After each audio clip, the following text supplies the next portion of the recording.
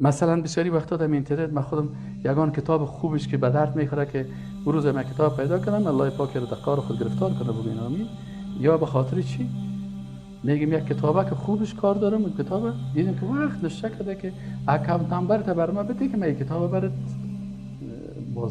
باز کنم. یعنی یک کتاب عادی که شاید در بازار ما و شما 100 یا 200 روپیه اگر چاپ شود اون رو برای $30 $40 مگر رایی که $40 باز من یک کتابه که برای خودش شاید همون کل کتاب $500 مصرف شده باشه میگم بده $40 که من این کتاب برات بدم و هم یک کتاب علمی است که میخوای یگان چیز یگان معلومات استفاده کنی.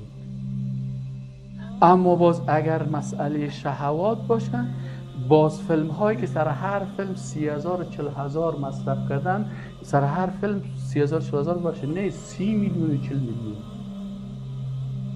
بازی چی است؟ باز نشان میکنه که هر خدر نمیخوایم این فیلم نگه نه تو یک بزور میره برای انداخته میره این چی هست؟ تا که انسان ها رو در چی داخل کنه؟ در شهوات داخل کنه.